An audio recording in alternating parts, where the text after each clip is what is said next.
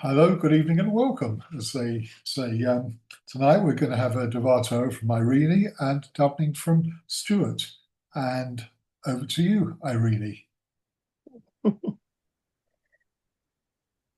Thank you very much, Morris. Okay, I want to dedicate my words tonight to my father, Shmuel ben Yisrael, who died in 1980. I have a yahrzeit for him tonight, tomorrow. And also to my husband, Sid, Shlomo ben Shimon Zelig, who died in 2014. May this be an elevation for their souls. Okay, after Korach and his followers had a short rebellion and its dramatic consequences, which you all know about, the Sedra reiterates all the duties and often heavy responsibilities that Hashem gave exclusively to the tribe of Levi. First for the Kohanim and then for the Levites. They all needed to safeguard the sanctity of the Mishkan. That was their role. And later, parts of the temple itself. The Kohanim were not allowed to share their sacrificial duties with the Leviim and were prohibited from performing the Levi functions. The Leviim were to assist by singing psalms and acting as watchmen and also as treasury officials for the tithes. The Leviim were also responsible for ensuring that animals and other components of the service were available. And to show just how precious Hashem felt about these functions, he refers to them as avodat matana.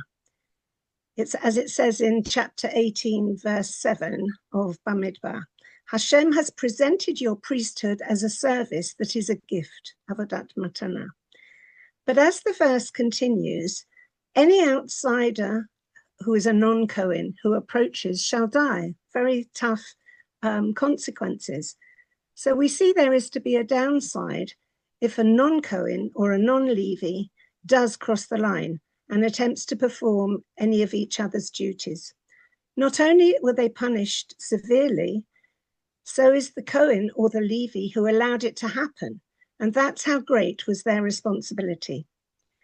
And because of these particular roles and duties, which were directed by Hashem, the Torah continues to describe how entire tribe of Levi, that's the Kohanim and the Leviim, would be supported and sustained by receiving a lot of gifts from the rest of the children of Israel. The Kohanim received parts of some of the actual sacrifices. They got the challah and the truma, which the public would bring from their choice oil, wine, and grain, and the first fruits and the firstborn animals. The Leviim would receive 10% tithe, the maaseh, of all the edible foods belonging to every other Jew for their daily sustenance. Hashem wasn't just rewarding them for their loyal and responsible work. He was also educating the entire nation to share, to give, and to donate. This education reminds us that our wealth and material possessions are all ours by the grace of Hashem, and we are the mere guardians. Our test is how we make the best use of what Hashem has provided us. While the tribe of Levi were the guardians of the spiritual elements of our new nation, the rest of us are keepers of the material elements, ensuring the smooth functioning of the entire society. This act of giving charity is part of our own essence, our DNA, if you like, embedded in us at the time of creation.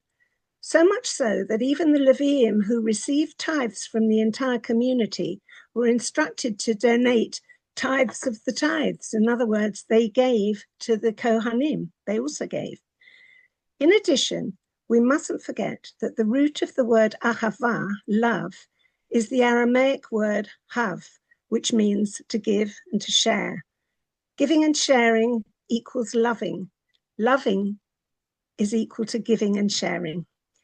I always remember my father's answer when I asked him if he loved me when I was a child, and he would say, "Of course I do. You are my responsibility." As a child, I never really understood that answer. I was just expecting a cuddle.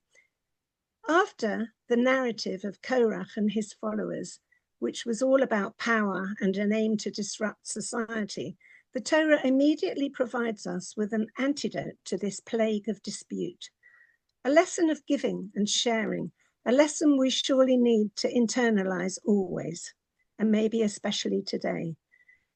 These last 2 weeks have seen many tragic deaths in Israel and injuries, as well as destruction of buildings and homes, such that we've never seen before in Israel, some beyond repair. But we've also witnessed so many open miracles, more than any of us have seen since, say, Entebbe or the Six-Day War. What message has Hashem sent us? We need to recognize that Hashem loves us and will never forsake us, but we must always show him gratitude, and we must always show him that we are worthy and up to his expectations. We're all part of one family and must always be responsible for each other and care for each other. Shabbat Shalom. Thank you very much, Irene. Very, very interesting. And I'll now move over to Stuart. Oh, yes, Stuart, for some davening there.